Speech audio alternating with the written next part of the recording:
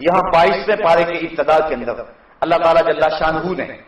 جو حکم دیا حضور کی ازواج مطہرات کو، ذرا اس پہ غور کیجئے۔ اللہ تعالیٰ کیا ارشاد فرما رہا ہے؟ ارشاد فرما، یا نساء النبی لستن کاحد من النساء، اے نبی کی بیویوں تم عام عورتوں کی طرح نہیں ہو۔ میں کہتا ہوں بدقسمت ہیں وہ لوگ جو نبی کو اپنے جیسا کہتے ہیں، بدقسمت ہیں وہ لوگ۔ اللہ کہتا ہے نبی کی ازواج، نبی سے نسبت ازدواج رکھنے والی خواتین تم عام عورتوں جیسی نہیں ہو،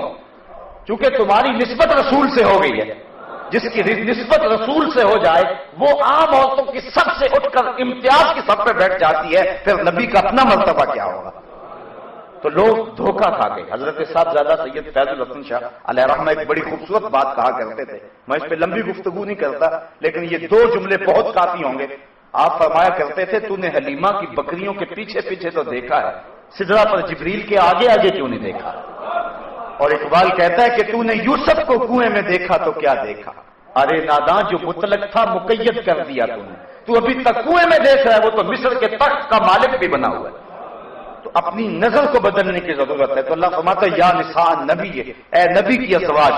لستن کاحد من النساء، تم عام عورتوں کی طرح نہیں ہو۔ ان اتقیتن فلا تخضعن بالقول فیطمع الذی فی قلبہ مرض وقلن قولا معروفا۔ دیکھیے ایک ایسا سبق دیا جا رہا ہے کہ جب تمہیں بامر مجبوری کسی مرد سے بات کرنی پڑے، اور ازواج مطہرات سے لوگ مسائل پوچھنے آیا کرتے تھے، حضرت ام المومنین عائشہ صدیقہ رضی اللہ تعالی عنہا سے جو ہے حضور نے فرمایا اس حمیرہ سے دین لو۔ تو عورتوں کے جتنے بھی مسائل ہیں امت تک پہنچے ہیں وہ حضرت ام المومنین کے ذریعے پہنچے، تو ان کے پاس اب امر مجبوری آنا پڑتا تھا صحابہ کو، کوئی مسائل جو حل نہیں ہوتے تھے تو وہ ان کے پاس آتے تھے کہ تم نے حضور کا عمل کیا دیکھا؟ تو انہیں حکم ہوا کہ اے نبی کی ازواج تم عام عورتوں کی طرح نہیں ہو اور تم اللہ سے ڈرو، اور جب کسی مرد سے تمہیں بات کرنی پڑ جائے، اللہ اکبر، تو کیا ارشاد فرمایا کہ ایسی نرمی نہ کرو کہ دل کا روگی کچھ لالچ کر لے،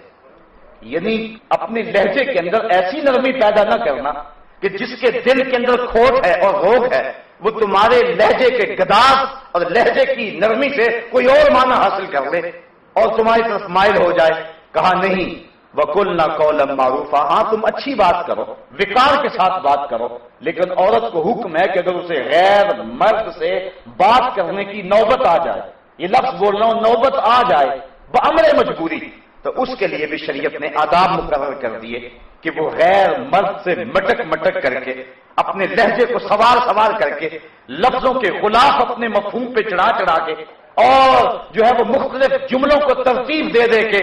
اور ہنس ہنس کے مٹک مٹک کے بات نہ کرے، بلکہ اللہ نے نبی علیہ السلام کی ازواج کو، حالانکہ ازواج رسول ہے اور مومنوں کی مائیں ہیں، اور جو مسئلہ پوچھنے آ رہے ہیں اور جن سے گفتگو کرنے کی مجبوری ہے وہ صحابہ ہیں، وہ ابو بکر و عمر ہیں، وہ عثمان و علی ہیں، وہ بلال حبشی ہیں، لیکن اس کے باوجود فرمایا کہ تم پھر بھی اپنے لہجے اور اپنی گفتگو کے انداز پہ نظر رکھو